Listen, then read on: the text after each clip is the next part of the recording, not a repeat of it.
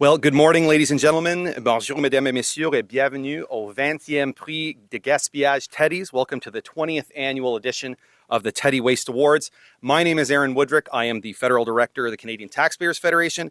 I will be your host for this morning's ceremony, assisted as always by the CTF's friendly mascot, Porky the Waste Hater, and this year by our lovely hostess, Jessica. Now, for those who don't know, the Teddies are named in honor of Ted Wetherill. He's a former federal bureaucrat who gained public notoriety for accumulating $150,000 in food and drink expenses before finally losing his job.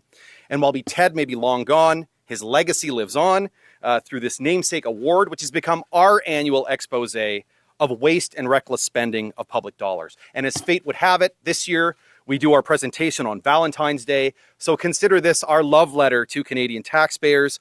Politicians may waste at our expense, so at the very least, we deserve a laugh at theirs. This year, we have a total of 16 Teddy nominations, 5 each for the federal, provincial, and municipal categories, as well as our most prestigious award, the Lifetime Achievement Award. We'll start first with the municipal category. The first nominee is the Toronto Transit Commission for the public art project installed in 6 new subway stations on the Yonge University line.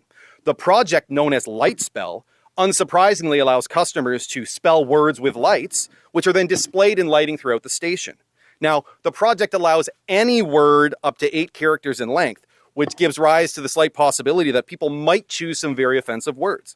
Upon realizing the potential for embarrassment, the TTC decided to mothball Lightspell, meaning the $2 million project remains offline until they can figure out a way to stop teenage boys from using it to write dirty words. The second nominee is the United Firefighters of Winnipeg, which for several decades had Winnipeg taxpayers paying the entire salary of their union president, in spite of the fact their union president does not actually fight any fires. And in 2014, a new collective agreement finally dropped taxpayers' share to 40% of the union boss salary, meaning taxpayers still remain on the hook for $70,000 a year for a firefighter who was on leave from the city to work for the union.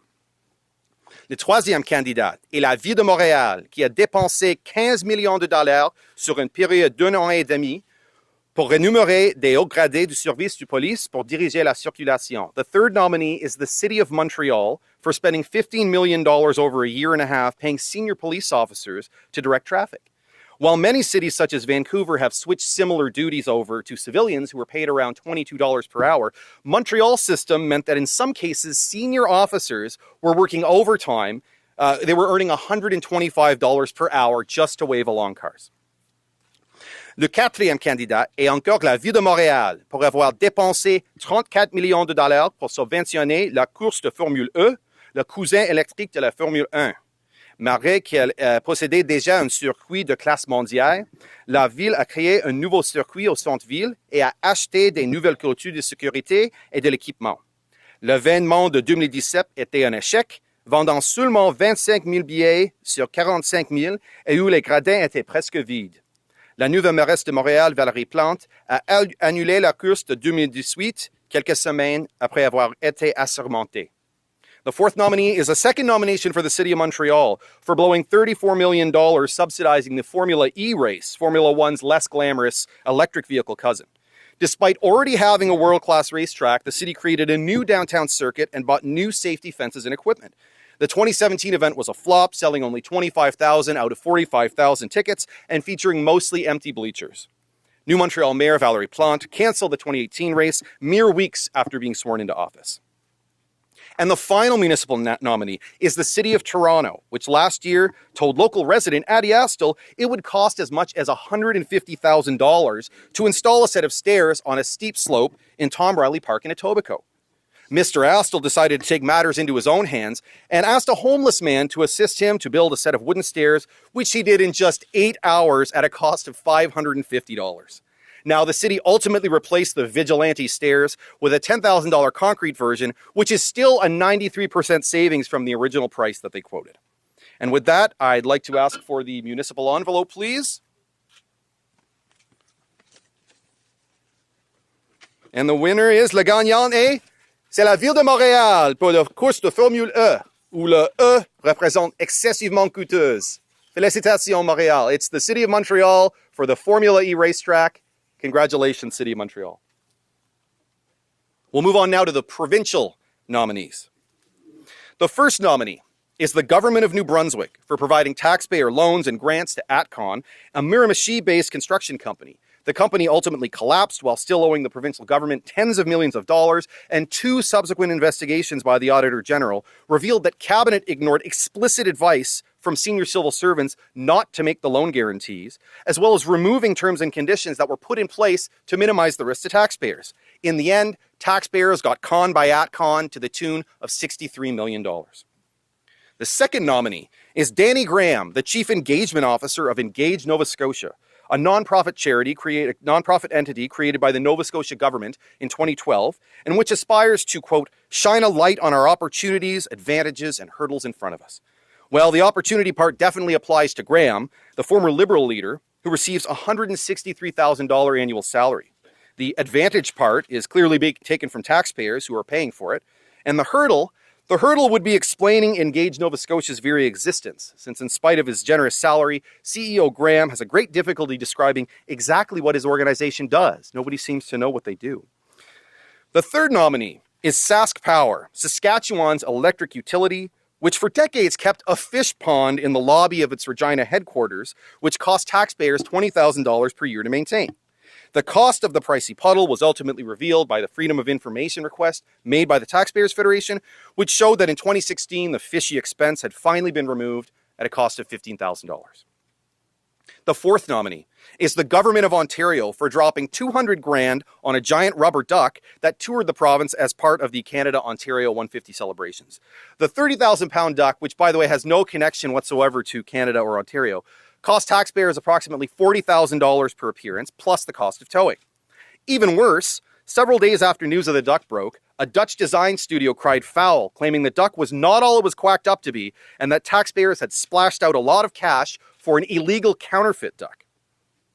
And the fifth and final provincial nominee is again the Government of Ontario for their Fair Hydro Plan. Talk about a misnomer, in which the Wynne government came up with the masterstroke of adding billions of dollars in costs in order to temporarily suppress out-of-control hydro prices that were caused by their own disastrous energy policies. In October of last year, the Auditor General issued a scathing report on the pricey plan, concluding that by temporarily freezing hydro rates, it will ultimately cost Ontarians a staggering $39 billion in additional costs. So with that, I'd ask for the provincial envelope, please. Thank you very much. And the winner is, no surprise there, it's Ontario's Fair Hydro Plan. Nothing says fairness like paying an extra $39 billion for electricity. Thank you. And now the federal nominees.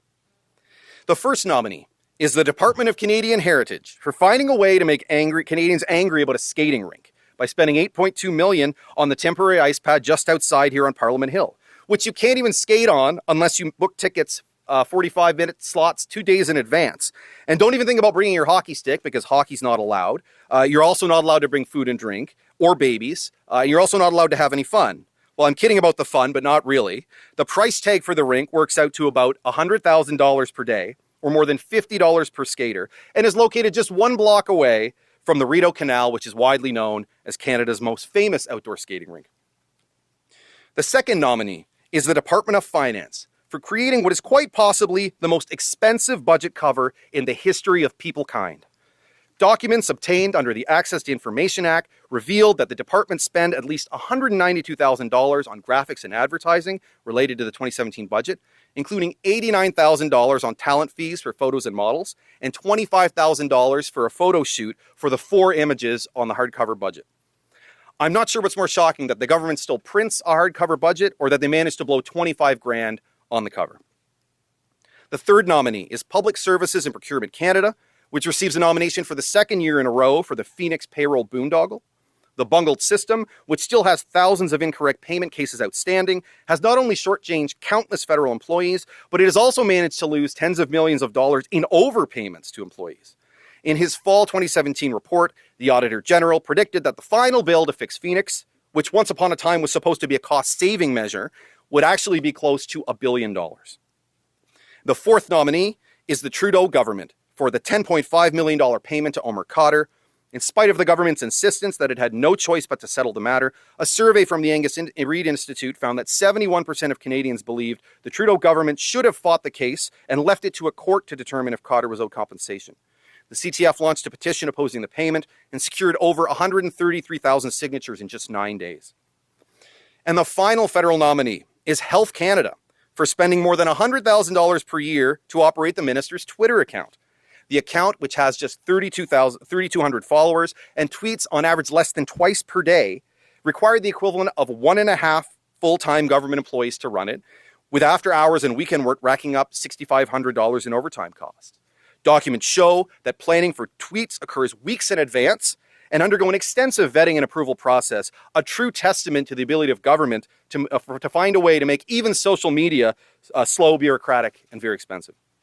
And with that, I would ask for the federal envelope.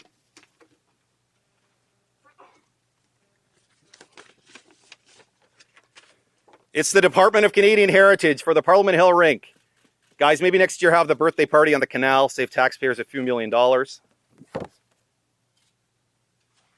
Thank you. And now, of course, the moment you've all been waiting for, our fourth and final award, the Lifetime Achievement Award, where we recognize perpetual offenders. This year's winner comes from Alberta. It is a well-deserved win for a policy that has produced past Teddy recognition, including a nomination in 2015 and a winning entry in 2016. And without further ado, the 2018 Lifetime Achievement Award Teddy goes to...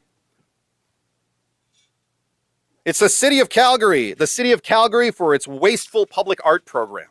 Now, this award will come as no surprise to Calgary residents who are all too familiar with the city's comically inept track record of commissioning awful art, often in strange locations and all at taxpayer expense.